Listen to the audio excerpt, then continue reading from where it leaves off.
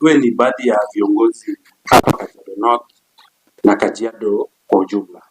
Sana sana ukiwakiliza the special group, persons living with disability. Na tumeona finance bill imepita second reading.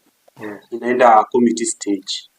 Naye mbunge wa Kajiado North, Mheshimiwa Onesimus Goboya, alipitisha akapiga yes. Wewe maoni yako ni yapi kulingana na hiyo uamuzi wake? Do you think yeye kupiga yes ni ile kitu wananchi walikuwa wanataka ama ni yeye mwenyewe?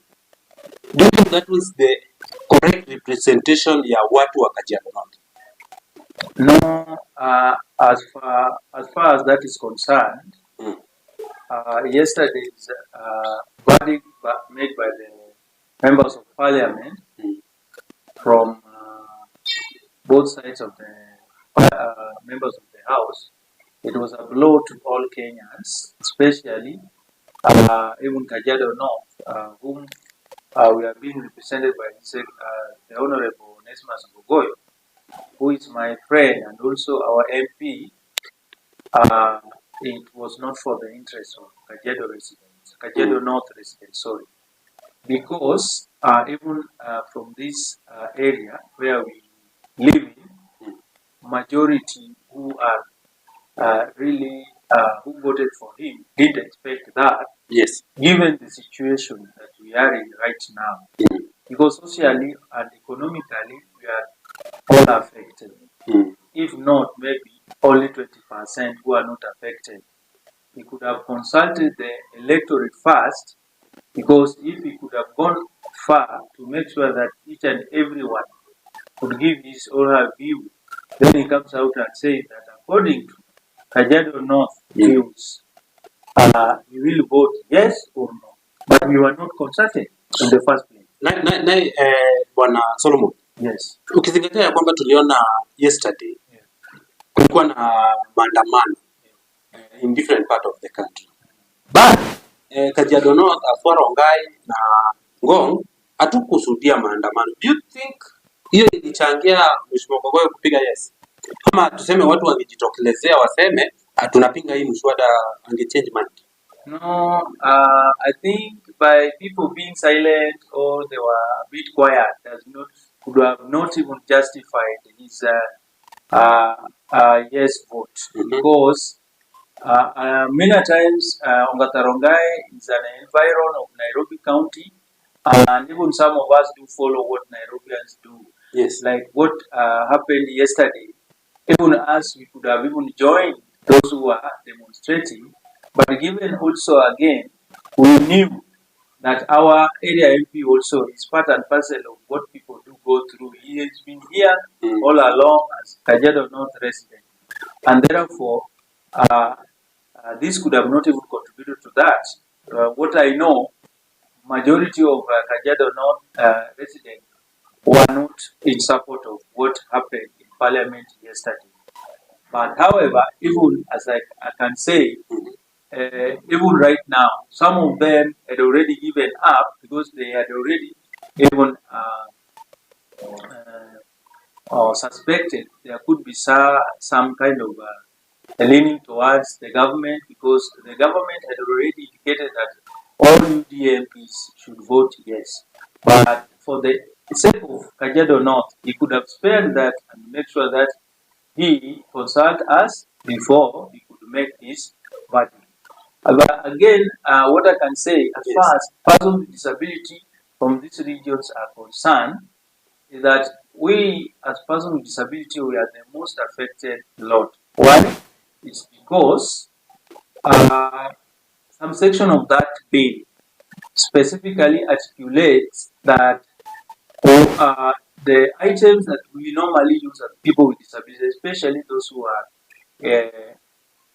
affected physically, those who are on bed, they normally use wheelchairs. Yes. And these wheelchairs will have to be imported from those manufacturers who are now from outside the country. And if you go by all those tactics, when it comes to now importation, you see this will affect those donors who normally donate them, because they will have to go through the customs. And then again, those who are making or are doing their businesses, some private individual business people or merchants who normally purchases these wheelchairs, even some devices, assistive devices. These could have affected them and will indeed affect them because they will have to pay. And mark you, if it is paid now, that one will affect us automatically. That is why we, people with disability from this region, some of us were silent, but we, as their voices, we must echo these voices on their behalf, whereby we say, we stand by the majority of Kenyans. We, as persons with disabilities, we condemn that, and we are not going to remain just silent without even also joining other Kenyans who are also affected. Again, even if we can consider some of the finance section of that bill, yes, people with disability were not consulted. We could have even participated in this during the public participation. It was not subjected to a number of us so that we could give our view, because there was no proper sensitization, so that citizenship participation could be allowed to take place in different wards, not only wards, but even one of the sub-county headquarters where we could go and give our views as far as that is concerned. But Bwana Solo, when mwenyekiti you're the chairman of the persons living with disability, yes, Kajiado North, yes, right? Now, one of the act ambao the clause kwa hiyo bill ilikuwa inataka kuongeza tax, yes, on the wheelchairs. Yes. The chair of the finance committee, Bwana Kimani Kuria, did argue that they want to do that so that they can promote local manufacturing of such materials. Okay, when they say even the increase on levy on diapers and sanitary towels, it means that they want to promote the local manufacturers. Do you think that is the correct statement, ama ilikuwa tunile ya kufunga watu macho? No, it is quite ironical, because as for me, yes, and my house, I'm a bit different. My view is quite different from his. Because for him, he doesn't really feel the pain. Yeah. It is us people with disabilities, especially those who are bedridden, who earns nothing. They are not earning anything. They rely upon those whom we call well-wishers. And if a well-wisher has not come on his or her way, then he will totally be in a position not moving. That mobility is very important for that person, even to go out and look for maybe his in his personal errands. But now, given that he was arguing on the context of local manufacturers, let us now start from there. Local manufacturers normally they rely on these spare parts from outside. And as we speak, we do not have any manufacturing industry to manufacture these particular spare parts. We only import them and then we assemble them here. Okay. Now, which particular industry will manufacture these at the moment? At the National Council for Persons with Disability, we have another organization called the Association of Physically Disabled Persons of Kenya, APDK. And they are the ones who have been manufacturing all this material, this equipment. Manufacturing or assembling? They are assembling, sorry. So they don't manufacture. They don't manufacture. They, in fact, they import the parts, then they are assembled. And again, even if they even import these wheelchairs which have already been made, it is expensive and it will not be in the reach of these people who really need them. But the majority of people with disability who are vulnerable cannot afford. Again, on the same, about what we call sanitary towels. We have even these young ladies with disabilities as well. They rely on this particular item. Yes. And this item, if it is taxed, from the very onset, the vulnerable families who have these young ladies with disability, or maybe we call them teenagers, who have gone to that stage, have reached to that stage, they need all these for their social status. You see, health-wise, they will not afford this important item to enable them also be in the same position as other women as well. But you see, they will also be affected, meaning that they are the ones who will suffer the most. But they are suffering the same way other Kenyans are suffering, but given their social status, they might be in a position not to afford. Now, taxing this vulnerable family compared to others who are out there, can walk, can run, can look for jobs they cannot get. What of a person with disability who is a young lady who cannot get a job? She is not married. And now, where will she get this money to be able to buy, given that the taxes have made the prices to go up? So for me, I feel when the chairman of this finance and budget committee, Mr. Kimani Kuria, came up with this public participation, they only considered some few disabled elites who gave their views. They never considered that there are people who are outside here on the ground, people with disabilities on the ground, who could have been consulted, what we call public participation. It could have been done even twice in this particular county or once in Kajiado North. That is, each sub-county could have been allowed so that we could get time to mobilize our people, so that we could even get time to explain to them through social media. They go there, even if we are few, but the people who can understand the whole concept, the whole content of this particular bill, so that we participate on their behalf. We tell them one by one, this bill is not good for us, this bill is good for us, and then we come up with our recommendation. We present to our MP, then MP say, the people with disability from my side or from my constituency or my constituents, disabled people included, have echoed their voice in this manner. So we feel that we were excluded. We were not included. That's why even people with disability countrywide, some of them did not even take part. Yes. Because the MPs neglected them. They could not get an opportunity to also say what they feel they can say. Finance bill is inclusive. It cuts across. If we were not given a chance to talk, how do you expect me to say that bill is good? It is good for people who are in that class, or maybe people who are able in that national government, but not those who are at the grassroots. Who are the people with disabilities, the young, what we call the youth, and the women who are not working. Who are what we call how mama mbogas, the border borders, and other people who are in Juakali sector. You impose those taxes on them. Why do you know where they are not working? Where do you think they will get that money to be able to pay, so that you get that money to construct those roads? Where will you get, even if you will go and look for them door to door, then you have nothing to eat in the house. Where will you get even that 5 shillings for them to be able, or the government to be able to collect it through KRA, so that they sign those contracts with contractors who are really exaggerating their prices or even their quotation, so that they can get their money. But us who are paying those money in terms of 1 bob, 5 bob, 10 bob, 20 bob, 100, 200, even call it a million, where will this common man get this money? We wonder, and we are asking our leaders, beginning with our MCAs, going to MPs, going to ministers, going to even any elected leader, be it the president, be it the deputy president, be it, call them, all of them. Where did they consult those experts? We call them those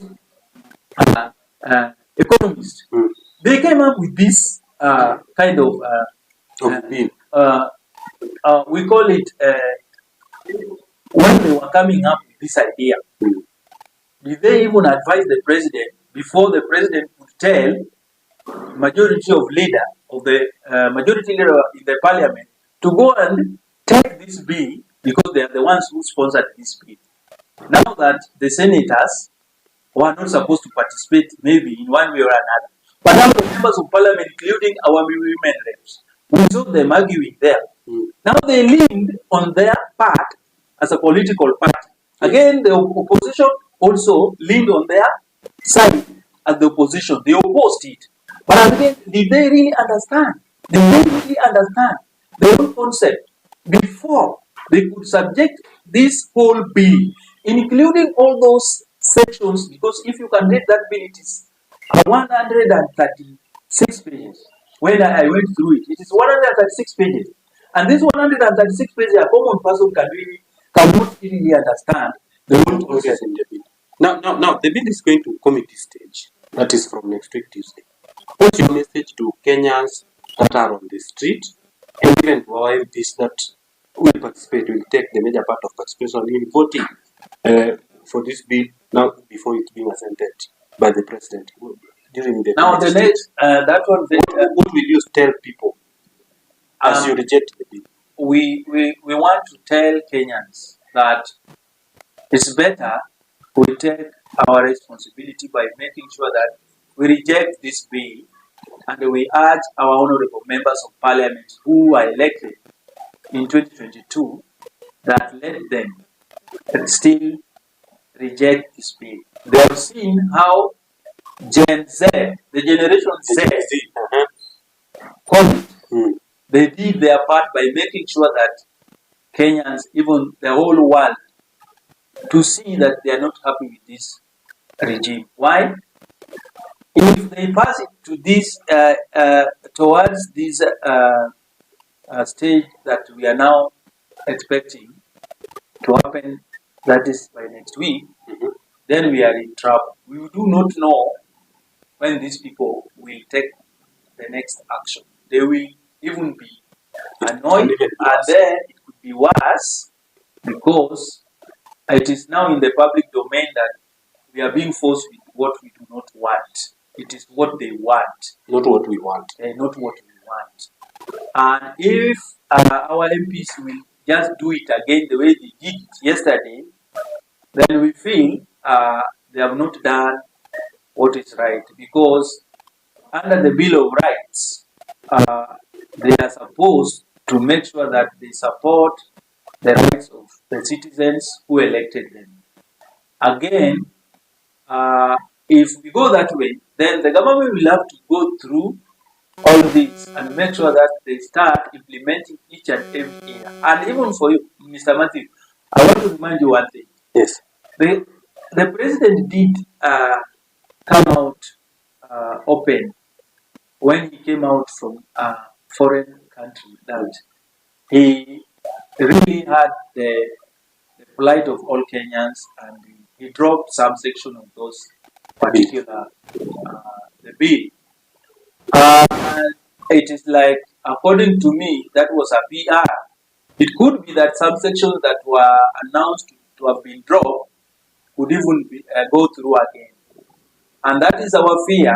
That's why we are saying we could have really suspend this bill, we start again. What is it? What is the hurry for? Because if we hurry, then people will still go to the street and they demonstrate because that is their right. And again, we will have not even achieved much, and now we will be wasting time again. Then the money also which you expect to collect will have not even impacted the economy. Why, if the money that you did propose and project in the last financial Finance Act 2023, that the KRA did not even collect the targeted amount that the government really projected? How about this one that they really want to collect so that it really can create that bridge, that gap that is there? The economists didn't do their work well to have even advise the president and even other elected leaders. That's why other elected leaders, they just voted yes, but they didn't understand the whole concept. I know some of them participated in those respective parliamentary committees, but those committees, even maybe there are others who cannot get time to really read it. They just go there, they are being informed by their peer or co-MPs or co-elected leaders, co-colleagues, but in the real sense, they do not understand and comprehend what is the impact. Is it positive in the next 5 years or in the long term? Or is it negative in the next 5 years or in the long term? That is where we are failing, Mr. Matthew. And allow me to also echo this. If we allow this bill to be assented to by the president, we will face a crisis, because the country will now start doing another thing that we don't expect, and that is what even some of the experts have really warned this government, that they might even feel they can really use the forces to make sure that these people who are going to demonstrate will be pinned down. No, it can even take only even 1 year or 2 years. But when that election comes, there will be chaos. This will be a right for chaos, because we do not want. We were in peace just the other day. And when the financial bill 2023 came out, people were in the street again. They were tear gassed. I saw it again in this one again. They were tear gassed. Again, we do not understand what these people wanted.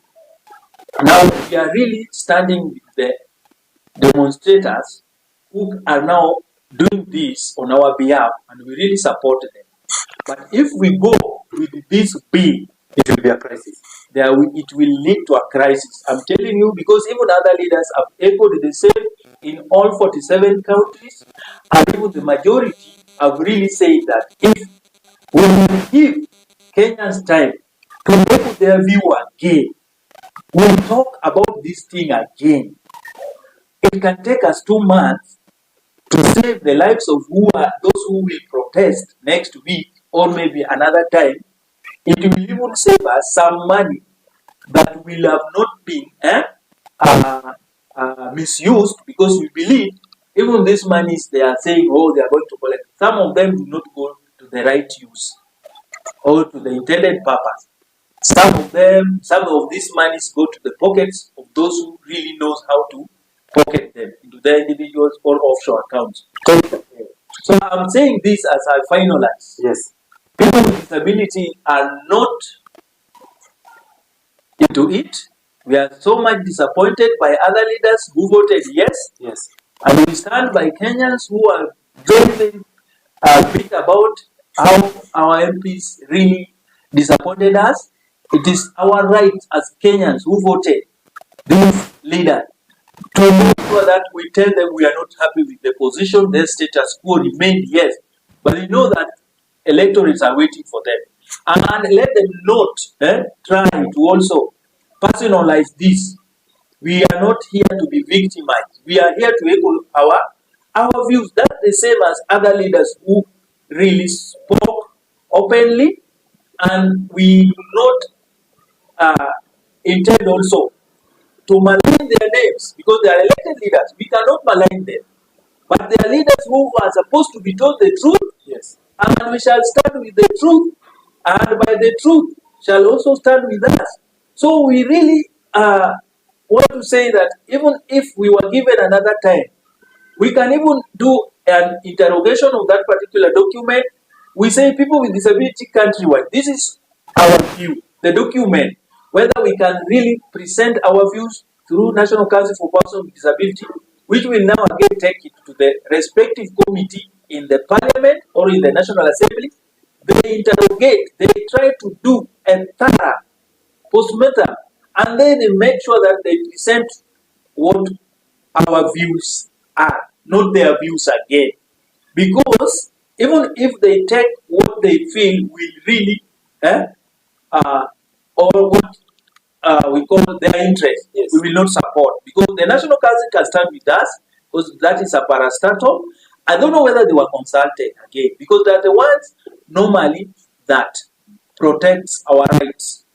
If you can read their mandate, the mandate of the National Council for Persons with Disability, we do not know whether our director was consulted. We do not know at the moment whether he did present the views of persons with disabilities in this republic. And even if they did present, we are not aware of the contents of that. And that's why in Kajiado North, we really reject this bill in total.